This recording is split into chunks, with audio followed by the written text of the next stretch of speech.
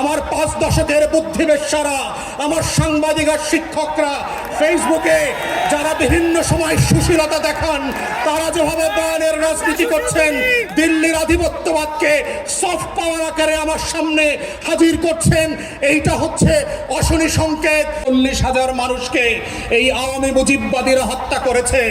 আমরা দেখেছি কাউন্টার কুর মধ্য দিয়ে আমাদের সশস্ত্র বাহিনীর ভিতরে শৃঙ্খলা বিনষ্টের যে নিরলস প্রচেষ্টা, আমরা সেই সময় দেখেছি কাদের সিদ্দিকের মতো এক গোলাম রাজাকার ভারতের, তার নেতৃত্বে কাদেরিয়া বাহিনী করে সীমান্তের প্রশিক্ষণ, টাকা এবং অস্ত্র দিয়ে আমার শত শত বিডিআর জওয়ানকে হত্যা করা হয়েছে।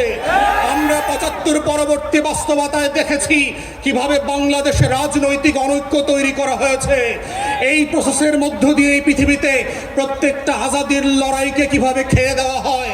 অথবা আজকে অভ্যুত্থানের পক্ষের শক্তি যারা ছিলেন, আপনারা যদি বোধ করে থাকেন 10টা 20টা 30টা 50টা আসনের জন্য ডানে বামে তাকাবেন, মনে রাখবেন বিএনপি জামাতের নেতাদের ফাঁসি কিন্তু আটকানো যায় নাই।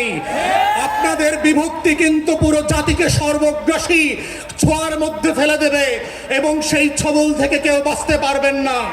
তাই আজকে 75 পরবর্তী সেই বাংলাদেশের আজাদি যে হস্তক্ষেপ ছিল, আজাদি ছিনতাই হয়ে গিয়েছিল, সেই ছিনতাই হওয়ার ইতিহাস থেকে নতুন করে আবার আমাদেরকে শিখতে হবে যে বাংলাদেশের এই খলনায়করা কিভাবে প্রশাসনে ঘাপটি মেরে বসে আছে, বিভিন্ন রাজনৈতিক দলকে বিভ্রান্তির মধ্যে ফেলছে।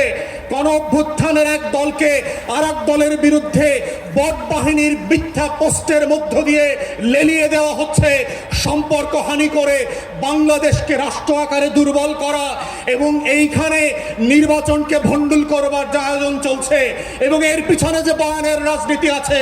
আমার 5 দশকের বুদ্ধিবেশ্যারা, আমার সাংবাদিক আর শিক্ষকরা, ফেসবুকে যারা বিভিন্ন সময় সুশীলতা দেখান, তারা যেভাবে বয়ানের রাজনীতি করছেন, দিল্লির আধিপত্যবাদকে সফট পাওয়ার আকারে আমার সামনে হাজির করছেন, এইটা হচ্ছে অশনি সংকেত।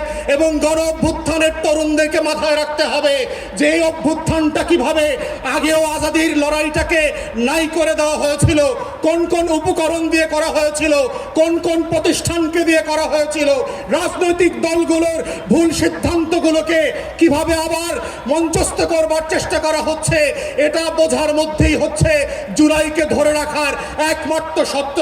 আজকের গণ অভ্যুত্থানের শক্তিগুলোকে মাথায় রাখতে হবে, শত্রু সাপেক্ষে আমার বয়ানের রাজনীতি যেমন মোকাবেলা করতে হবে, শত্রু সাপেক্ষে আজাদির লড়াইকেও হেফাজত করতে হবে। এটাই হচ্ছে আজাদি ধরে রাখার একমাত্র বাহন, এর বাইরে আর কোনো লড়াই নাই।